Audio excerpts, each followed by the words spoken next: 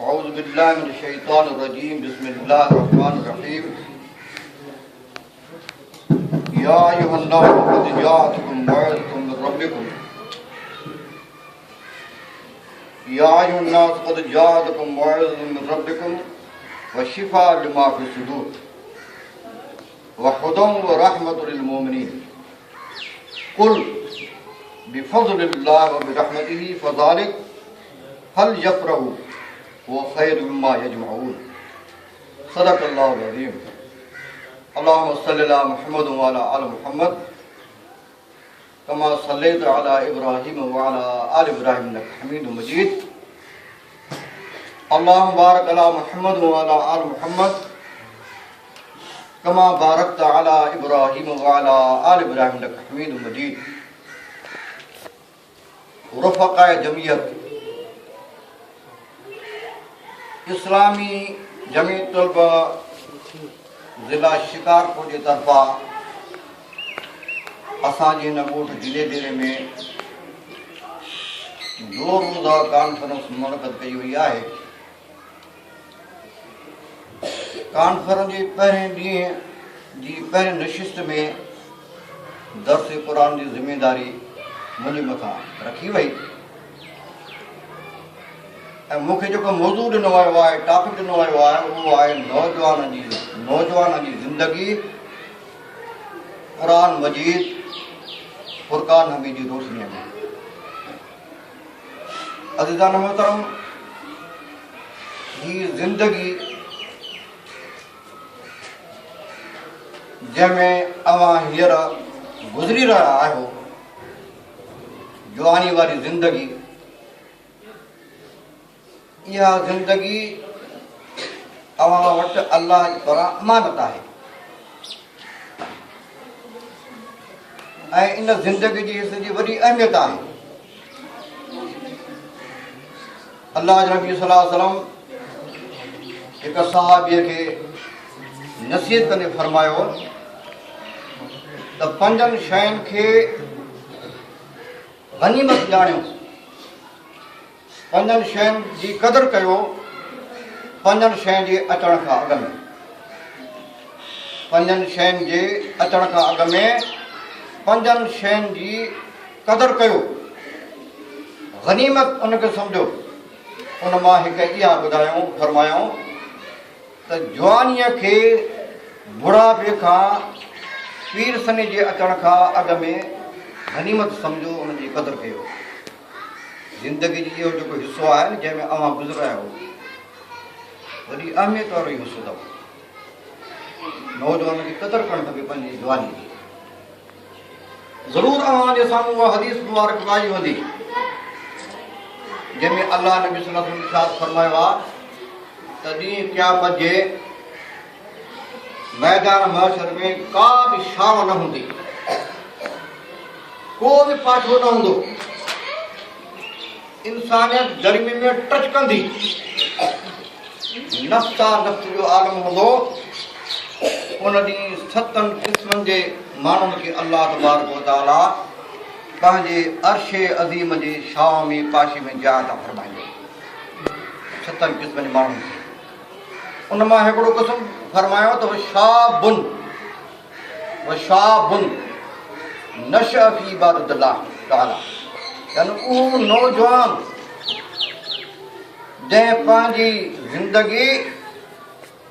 जंहिं पंहिंजी नौजवान वारी ज़िंदगी अल्लाह जे राह में खपाई ख़र्च कई अल्लाह जी इबादत में अल्लाह जी बंदगी में दीन जी सरबलंदीअ में नौजवानी जी ज़िंदगी खपाई ख़र्च कई अल्लाह तबारक व तआला ॾींहुं क़यामत जे जॾहिं त को पाछो न हूंदो का छांव न हूंदी अल्लाह तबारक व तआला नौजवान खे पंहिंजे अर्श अज़ीम जी पाशी में जॻह था फरमाईंदो नौजवानो हदीस जे रोशनी में अव्हां पंहिंजी ज़िंदगी जो जाइज़ो वठो अजान कमनि में इन ज़िंदगी खे ख़र्च न कयो वॾी अहम ज़िंदगी आहे ऐं इन बिना आहे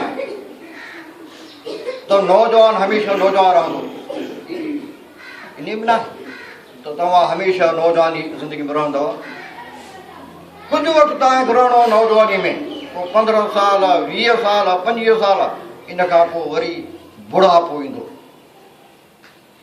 बुढ़ाप ईंदी, नौजवानी ख़तमु थी वेंदी। दुनिया जी नौजवानी कहिड़ी नौजवानी आहे?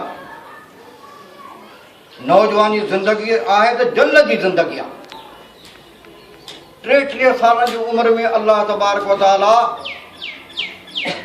जन्नत में जन्नतनि खे दाख़िल कंदो।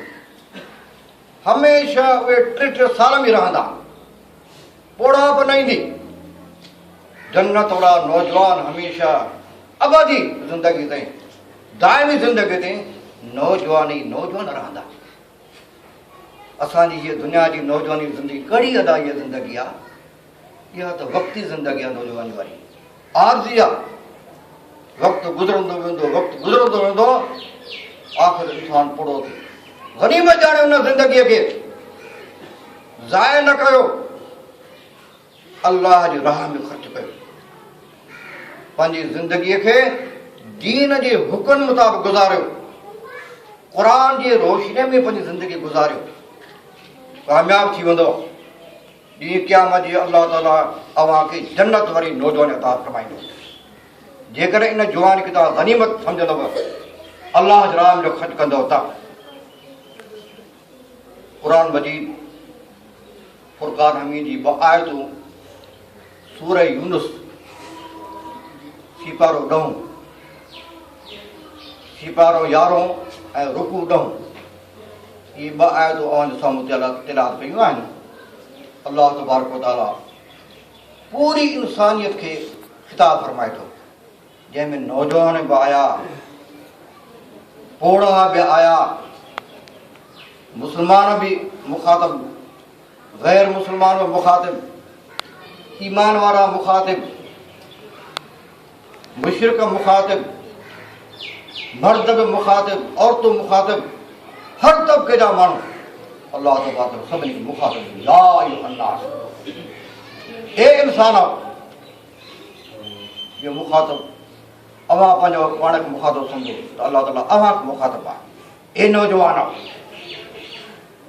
या अय्युहन्नास, ए इंसानो, ए नौजवानो, क़द जाअतकुम मिर रब्बिकुम मौइज़ा, तव्हां वटि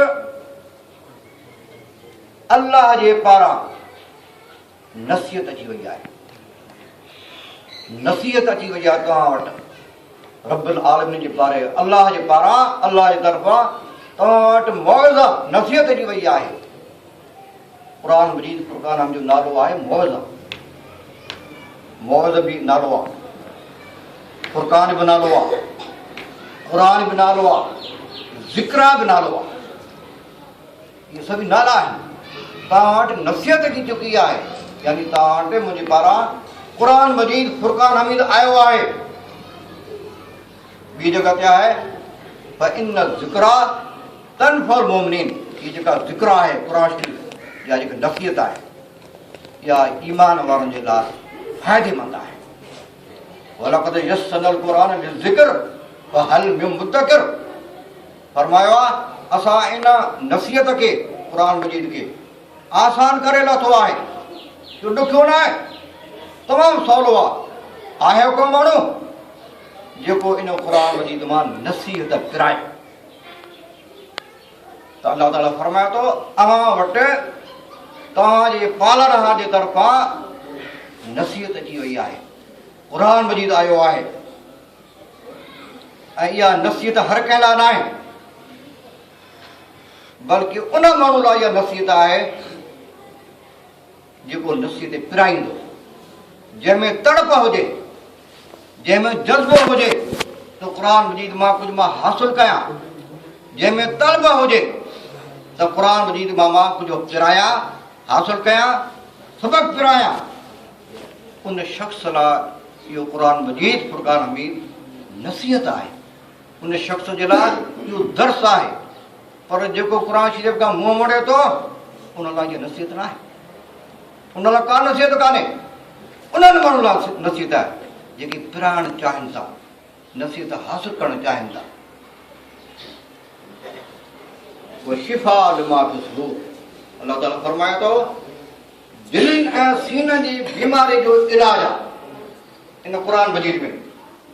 क़ुर मजीद फुरक़ान हमीद में अल्लाह ताला फरमाए थो इंसानी दिलनि में जेके बीमारियूं आहिनि, इंसानी सीने में जेके बीमारियूं आहिनि उन्हनि बीमारियुनि जो इलाज आहे। जिस्मानी बीमारियूं न, बुखार आहे, तप आहे, खंघि आहे, पेट में सूर आहे, मथे में सूर आहे, लिंगनि में सूर आहे, चेल में सूर आहे, इहे आहिनि जिस्मानी बीमारियूं। इहे आहिनि जिस्मानी बीमारियूं। इन्हनि जे लाइ क़ुर मजीद इलाज न आहे, शिफ़ा न आहे। इन्हनि जे लाइ अल्लाह तबारक व तआला दवाऊं पैदा फरमायूं आहिनि। दवा जे ज़रिए हकीम हुकमा इलाज कंदो आहे, डॉक्टर इलाज कंदा। हीउ क़ुर मजीद फुरक़ान हमीद इंसानी दिलनि में जेके टेड़ पैदा थिए थी, शिरक आहे, कुफ्र आहे, निफ़ाक़ आहे, मुनाफ़िक़त आहे, जहालत आहे, ज़लालत आहे, नफ़रत आहे, साड़ आहे, असबियत आहे, अदावत आहे, दुश्मनी आहे, इहे सभी शयूं इंसान जे दिल में पैदा थियनि। इन्हनि सभिनी शयुनि जो इलाज अल्लाह तबारक व तआला ने क़ुर मजीद फुरक़ान हमीद रखियो आहे। अवां पढ़ो अवां क़ुर मजीद खे सम्झो, रुगो पढ़ो न, पढ़ण खां पोइ सम्झो, सम्झण खां पोइ क़ुर मजीद फुरक़ान हमीद जे आयात मुक़दसा ते गौर कयो, माना ते गौर कयो। दिल जा दरवाज़ा खुलंदा वेंदा। अवां जेकॾहिं हिन जी आयतुनि खे पढ़ंदव ऐं सम्झंदव तर्जुमो करे ऐं तव्हां गौर फिक्र कंदव, तफ़हीम सां पढ़ंदव, अवां जी दिल ऐं दिमाग़ जा दरवाज़ा खुलंदा वेंदा। अवां जे दिल में नूर पैदा थींदो, अवां जे दिल में रोशनी पैदा थींदी, अवां जे लाइ अल्लाह सां मोहबत जो जज़्बो पैदा थींदो। रुगो पढ़ो न आहे, असां नौजवान ॾिसूं था रुगो पढ़नि था, तिलावत कनि था। सही आहे, तिलावत करणु सही आहे, पर असुल मक़सदु जेको आहे तिलावत सां हल न थींदो। असुल मक़सदु तर्जुमो ऐं उनखे सम्झणु, पढ़णु, सम्झणु ऐं अमल करणु, इहे टे शयूं आहिनि। इंसान ज़िंदगी तॾहिं कामयाबु थींदी जॾहिं टिनि शयुनि जे मथां अमल कंदो। अवां ज़रा गौर कयो त जंहिं वक़्तु क़ुर मजीद नाज़िल थी रहियो हो, उन वक़्तु अरब जा माण्हू, सभ खां क़रीब मुखातब हुआ अरबुस्तान जा माण्हू हुआ, मके जा माण्हू, अरबुस्तान जा माण्हू मुखातब हुआ। अरब जा माण्हू इंतिहाई जाहिल ऐं बिल्कुलु उजट हूंदा हुआ, बेतहज़ीब। ऐं उन वक़्तु जेके तहज़ीब याफ़्ता क़ौमूं हुयूं, रूम जी क़ौम हूंदी हुई, रूम जी हुकूमत हूंदी हुई, हेॾे फारस ईरान जी पंहिंजी हुकूमत हूंदी हुई, इहे टोका कंदा अरबनि ते। जट जहालत सां बधी झंग जा माण्हू, न खाइण जी तमीज़, न ॻाल्हाइण जी तमीज़, उन्हनि माण्हुनि जे मथां क़ुर शरीफ़ जेको लथो, मुखातिब सभ खां पहिरीं अरब आहे। जॾहिं उन्हनि क़ुर शरीफ़ खे पढ़ियो, क़ुर शरीफ़ खे सम्झियो, त उन्हनि जी ज़िंदगी तब्दील थी वई, उन्हनि जे ज़िंदगी में इनक़लाब अची वियो। उहे दुनिया जा मुअल्लिम ऐं रहनुमा बणिजी विया। जेके ॼट माण्हू हुआ, जिन जे मथां क़ौमूं दुनिया जूं खिलंदियूं हुयूं, तहज़ीब याफ़्ता क़ौमूं, जॾहिं क़ुर शरीफ़ खे पढ़ियऊं, क़ुर शरीफ़ खे सम्झऊं, त उहे ॼट माण्हू दुनिया जा पेशवा बणिजी विया, दुनिया जा इमाम बणिजी विया, दुनिया जा मुअल्लिम उस्ताद ऐं रहनुमा बणिजी विया। इहो छा हुयो? उन्हनि जो जेको इनक़लाब पैदा कयो क़ुर मजीद फुरक़ान हमीद इनक़लाब पैदा कयो। अज़ीम शइ आहे क़ुर मजीद। नौजवाननि खे घुरिजे त कलामुल्लाह सां शौक़ु रखनि, दिलि लॻाइनि, ऐं जेके पढ़ियल आहिनि क़ुर शरीफ़ जा नाज़रा, उहे पढ़ण खां पोइ उन्हनि जी माना बि ॼाणनि। तर्जुमा लॻा पिया आहिनि अॼुकल्ह सिंधीअ में, ख़ासि करे तफ़हीमुल क़ुर जेको आहे किताबु, तफ़हीमुल क़ुर इहो इनक़लाब किताबु अथव। तफ़हीमुल क़ुर सिंधीअ में तर्जुमो थियल आहे, उन तशरीफ़ थियल आहे सईद अब्दुल्ला मौदूद साहिब जी, इनक़लाब किताबु अथव। तव्हां इहो किताबु पढ़ो, तर्जुमे समेत आयातुनि जो तिलावत कंदा वञो, तव्हां तर्जुमो पढ़ो, वरी उनजी तफ़हीम पढ़ंदव, तशरीह पढ़ंदव, अव्हां जो ज़ौक़ पैदा थींदो, शौक़ पैदा थींदो। कलामुल्लाह में यानी हिकिड़े क़िस्म जादू आहे। कुफार मक्का चवंदा हिक ॿिए खे त जॾहिं मोहम्मद सल्लल्लाहु अलैहि वसल्लम क़ुर शरीफ़ पढ़े त या त पंहिंजे कननि में आङुरो ॾियो, या पंहिंजे कननि में आङुरो ॾियो, या जॾहिं क़ुर पढ़े त घोड़ कयो, शोर कयो, जीअं क़ुर जो आवाज़ु तव्हांजे कननि ते न अचे। जेकॾहिं आवाज़ु आयो कननि ताईं तव्हां उनखां मुतासिर थी वेंदव। क़ुर मजीद में अल्लाह ताला फरमाए थो, ला तस्मऊ बिहाज़ल क़ुरान वल्गौ फीहि लअल्लकुम तुफ़्लिहून। त काफ़िर चवंदा हिक ॿिए खे, ला तस्मऊ हाज़ल क़ुरान, क़ुर खे न ॿुधिजो, वल्गौ फीहि, ऐं जॾहिं पढ़ियो वञे घोड़ कयो, शोर कयो, ख़ामोश हणो, कि तव्हांजे कननि ते इहो आवाज़ु न पहुचे। जेकॾहिं तव्हां ईअं कंदव त इन में असांजी कामयाबी आहे। उहे त अरबी ॼाणींदा हुआ, उनखे तर्जुमे पढ़ण जी का ज़रूरत कोन्हे, रग ॿुधंदा त सम्झी वेंदा त मतिलबु हे आहे। असां त ग़ैर अरब आहियूं, असां त अजमी आहियूं, असांखे तर्जुमो पढ़णु खपंदो, पोइ ॻाल्हि सम्झ में ईंदी त अल्लाह तबारक व तआला ने क़ुर मजीद फुरक़ान हमीद में असांजे लाइ कहिड़ो पैगाम मोकिलियो आहे। ये क़ुर मजीद फुरक़ान हमीद पार्स पत्थर वांगुरु अथव। पार्स पत्थर तव्हां नालो ॿुधो आहे? हिकिड़ो पत्थर आहे, इंतिहाई क़ीमती पत्थर आहे, अणलभ आहे, उन नालो पारस पत्थर। उनजी ख़ासियत इहा आहे त जेका शइ बि उन सां टच थींदी, लम्स थींदी, उन सां छुहंदी जेका बि शइ, उहो पारस पत्थर उन शइ खे रंगे छॾींदो, पाण जहिड़ो क़ीमती बणाईंदो। इहा पारस पत्थर जी ख़ासियत आहे त जेका शइ बि उन सां टच थींदी पत्थर सां, उन शइ खे पाण जहिड़ो बणाईंदो, पंहिंजे रंग में रंगे छॾींदो। ही कलामुल्लाह, अल्लाह जो अज़ीम किताब, इहो पारस पत्थर अथव।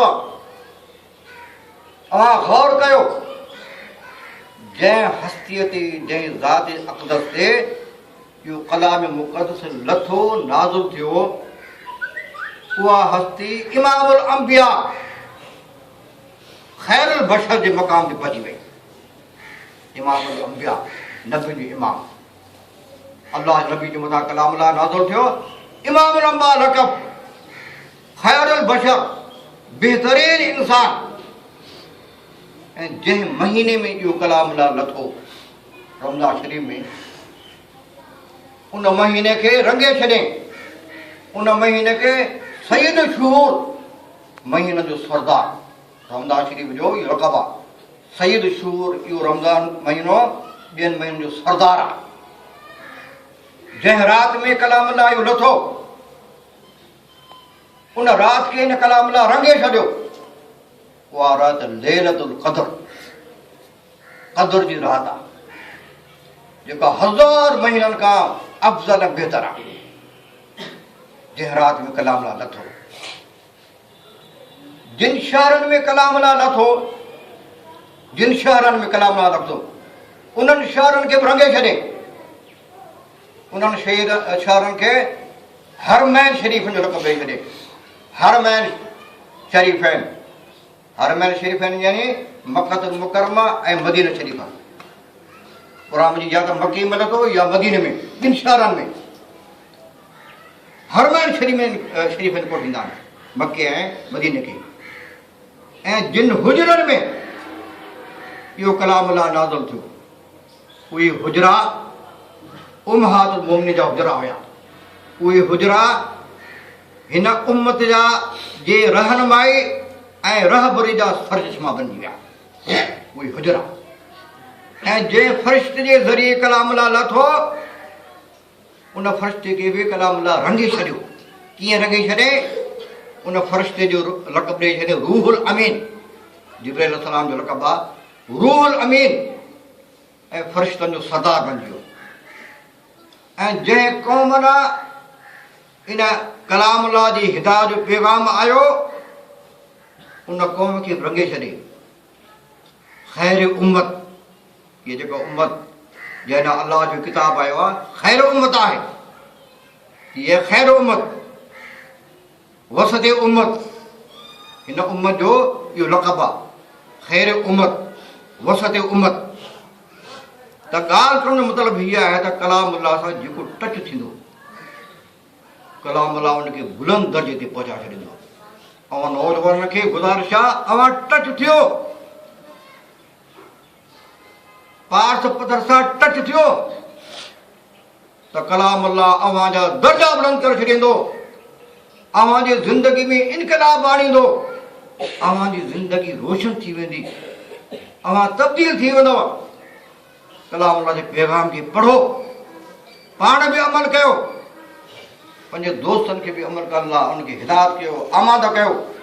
ऐं कलाम अल्लाह जे पैगाम खे खणी करे पंहिंजे मुआशरे में, पंहिंजे शहर में, पंहिंजे ॻोठ में, पाकिस्तान में फैलायो उनखे, इन जे कानून खे नाफ़िज़ करण लाइ तक़ीद कयो, कोशिशि कयो। इनकलाब किताब आहे। ऐं हदीस पाक ॿुधी आहे अल्लाह जे नबी सल्लल्लाहु अलैहि वसल्लम, नबी सल्लल्लाहु अलैहि वसल्लम उन शख़्स खे बहितरीन शख़्स करार ॾिनो आहे जेको शख़्स कलाम अल्लाह खे ख़ुदि बि पढ़े थो ऐं ॿियनि खे बि सेखारे थो। ख़ैरुकुम मन तअल्लमल क़ुरान व अल्लमहु, तव्हां सभिनी मां बहितर शख़्स उहो आहे, तव्हां मां अफ़ज़ल शख़्स उहो आहे जेको हिन मुक़दस किताब खे पाण बि सिखे थो, पाण बि पढ़े थो ऐं ॿियनि खे बि तालीम ॾियारे थो, ॿियनि खे बि सेखारे थो। उहो बहितरीन शख़्स आहे। उन शख़्स खे अल्लाह ताला अज़ीम इंसान करार ॾिनो आहे त सभ खां बहितर उहो शख़्स आहे। हिन कलाम लाइ तालीम सिखो, पंहिंजे दोस्तनि खे सेखारियो, जेके इन तालीम खां जाहिल उनखे सेखारियो, उन्हनि खे अमल करण जे लाइ आमादा कयो, उन्हनि ते इहो पैगाम पहुचायो। इन नौजवानी ज़िंदगी में फ़ाइदो वठो। ऐं उहा हदीस फ़क़ीर ज़रूरु ॿुधी वेंदी। लेकिन फरमाइनि था त जेको शख़्स कलाम अल्लाह खे पढ़ंदो, इन जे आयतुनि ते तदब्बुर कंदो, उन्हनि खे सोचींदो, आयतुनि ते गौर फ़िक्र कंदो ऐं अमल कंदो, ॾींहुं क़यामत जी अल्लाह तबारक व तआला उन्हनि जे वालिदैन खे जन्नत जी पोशाक पाराईंदो। उनखे त पाराईंदो जेको अमल करे थो, जेको पढ़े थो, उनखे त पाराईंदो, पर उनजे वालिदैन खे, उनजे पीउ माउ खे अल्लाह तबारक व तआला जन्नत जी पोशाक पाराईंदो ऐं उन्हनि खे ताज पाराईंदो, रोशन ताज। उनजी रोशनी एॾी तेज़ हूंदी जो सूरज जी रोशनी बि मांद पइजी वेंदी। अव्हांखे यादि आहे अल्लाह जे नबी इहा ॻाल्हि फरमाए त जेको शख़्स इन कलाम अल्लाह खे हिफ़्ज़ कंदो, यादि कंदो, यादि करण खां पोइ उनजे मथां अमल कंदो, ॾींहुं क़यामत जी अल्लाह तबारक व तआला उन हाफ़िज़ साहिब खे कोटा ॾींदो। कोटा जीअं पंहिंजो असांजे वॾनि माण्हुनि खे कोटा मिलंदी आहे, वज़ीरनि खे, बाबा हीअ तुंहिंजो कोटा आहे, 10 सीटा तुंहिंजी मिले आहिनि, पंहिंजो पोइ पंहिंजे माइटनि खे ॾे, पंहिंजे पुटनि खे ॾे या विकिणी तुंहिंजी मर्ज़ी आहे। दुनिया में इहा आहे। अल्लाह तबारक व तआला उन हाफ़िज़ साहिब खे जेको यादि कंदो ऐं कलाम अल्लाह जे मथां अमल कंदो, उनखे अल्लाह तबारक व तआला कोटा ॾींदो त तुंहिंजे ख़ानदान जा 10 भाती, उहे भाती जेके जहन्नमी, जंहिंजे लाइ जहन्नम फ़ैसिलो कयो वियो आहे, जहन्नम जे अंदरि उहे हलिया वेंदा, उनजो फ़ैसिलो थियल आहे, पर तुंहिंजे करे उहे माण्हू जन्नत में वेंदा, उहे 10 माण्हू जे तुंहिंजे लाइ कोटा आहे। त कलाम अल्लाह खे अवां ग़रीब ॼाणो, इहो अल्लाह जी अमानत अथव। त अल्लाह तबारक व तआला फरमाए थो वहुदो व रहमतुल मोमिनीन, इहा हिदायत आहे ऐं ईमान वधल रहमत आहे। हिदायत मिली सघे थी, किताब मिली सघे थी। दुनिया जो ॿियो को अहिड़ो किताब न आहे जंहिंमां हिदायत मिले, न मिले। हिदायत मिलंदी त कलाम अल्लाह जे तरफ़ां मिलंदी ऐं हिदायत बि उनखे मिलंदी जेको हिदायत जी तड़प रखे, तलब रखे। अवां पढ़ो कलाम अल्लाह, सवाब जी ख़ातिर पढ़ो, पर अवां इन जज़्बे सां पढ़ो त अल्लाह ताला असांखे हिदायत ॾे, अल्लाह ताला असांखे हिदायत ॾे, अल्लाह ताला असांजी ज़िंदगी में फेरो आणे। इन जज़्बे सां पढ़ो। इहा हिदायत आहे पंहिंजो रहमत आहे लिल मोमिनीन, ईमान वारनि जे लाइ। हर एक जे लाइ हिदायत न आहे, हर एक लाइ रहमत न आहे, बल्कि उन शख़्स लाइ रहमत आहे जेको इन खां हिदायत हासिल करण जी तड़प रखे थो, जज़्बो रखे थो, तलब रखे थो। इहो नलको आहे, प्यासो माण्हू आहे, उंजाल माण्हू आहे, चाहियो त मां पाणी पिया, नलको सुरी करे उनखे पाणी न ॾींदो, बल्कि उहो प्यासी माण्हू ईंदो, नलके वटि रखी गेड़ींदो, उहो थां भरींदो, पोइ पाणी पंहिंजो वात में ईंदो। त कलाम अलाह बि ईअं आहे, जेको कलाम अलाह सां टच थींदो, जेको कलाम अलाह सां दोस्ती रखंदो, जेको कलाम अलाह सां हम कलामी कंदो ऐं अलाह खां दुआ कंदो, या अलाह इन मुक़दस किताब मां मूंखे हिदायत अता फरमा, हिदायत उनखे मिलंदी।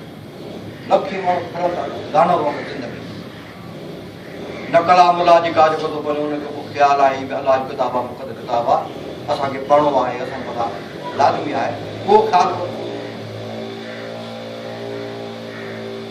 मुस्लमान जी ज़िलत ऐं पस्ती, दुनिया जा सभु मुस्लमान जेकी पस्ती ऐं ज़िलत में ज़िंदगी गुज़ारे रहिया आहिनि, ग़ैरनि जे तरफ़ां मोजड़ा खाई रहिया आहिनि, इन पस्ती ऐं ज़िलत जो सबबु इहो आहे त असां मुस्लमाननि कलाम अल्लाह खे इन मुक़दस किताब जी पुठी ॾिनी आहे, असां पुठी ॾिनी आहे, रूह गुरदानी कई आहे असां कलाम अल्लाह खां, असांजी ज़िलत ऐं पस्त जो इहो सबबु आहे।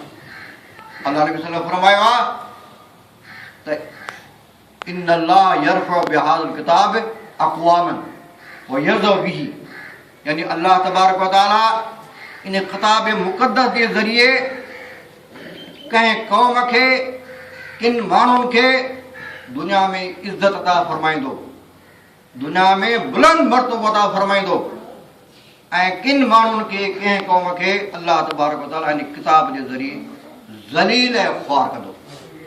यानी जेके माण्हू, जेके क़ौमूं इन कलाम अल्लाह जे मुताबिक़ अमल कंदियूं, पंहिंजी ज़िंदगी कलाम अल्लाह जे हुकुम जे मुताबिक़ गुज़ारंदियूं, अल्लाह तबारक व तआला हिन दुनिया में बि उन्हनि खे बुलंद मुक़ाम अता फरमाईंदो। ऐं जेका क़ौम, जेके माण्हू कलाम अल्लाह खे पुठी ॾींदियूं, कलाम अल्लाह खां ग़ाफ़िल रहंदियूं, अल्लाह तबारक व तआला उन क़ौम खे ज़लील कंदो, उन क़ौम खे मग़लूब कंदो, उन क़ौम खे ख़्वार कंदो। ऐं इस्लामी तारीख़ शाहिद आहे त जेसीं ताईं मुस्लमाननि कलाम अल्लाह खे पंहिंजो रहनुमा बनायो, पंहिंजो रहबर बनायो, पंहिंजो पेशवा बनायो, पंहिंजो इमाम बनायो, सीने सां लॻायो, मुस्लमान दुनिया जे मथां हुकूमत करणु लॻा। ग़ैर क़ौमुनि जा मुस्लमान मुअल्लिम ऐं उस्ताद बणिजी विया, दर्स ॾींदा हुआ, सबक़ ॾींदा हुआ, क़ुर जो, दीन जो सबक़ ॾींदा हुआ। जॾहिं मुस्लमाननि कलाम अल्लाह खे पुठियां उछले छॾियो, पंहिंजे पुठीअ पुछां मुस्लमान लितर खाईंदा रहिया, मुस्लमान ज़िलत वारी ज़िंदगी गुज़ारींदा रहिया। अॼुकल्ह अव्हां ज़रा जाइज़ो त वठो न, मुस्लिम क़ौम छो ज़लील आहे? अफ़गानिस्तान में अमेरिका जो होल्ड ऐं कब्ज़ो, इराक में अमेरिका जो होल्ड ऐं कब्ज़ो, फलस्तीनी वीचारा पंहिंजो मोटड़ा खाइनि पिया, पंहिंजो यहूदियत था, अरे टिड़ा जा मुस्लमान वीचारा मुज़लमान ज़िंदगी गुज़ारनि था।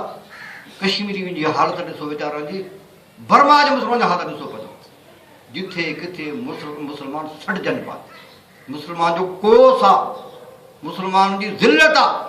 इहो इन जे करे त 20 उम्मत असां कलाम अल्लाह खे छॾे ॾिनो आहे।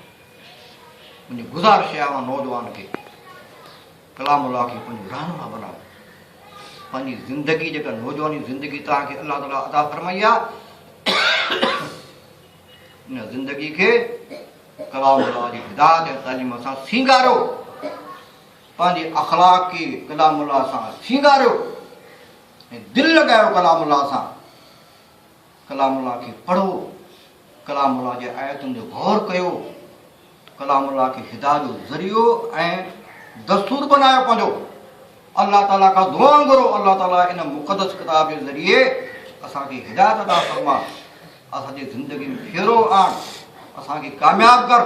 अल्लाह ताला खां इहे दुआ पिना, अल्लाह ताला खां दुआ आहे त अल्लाह ताला शाल असां तव्हां सभिनी तौफ़ीक़ अता फरमाए।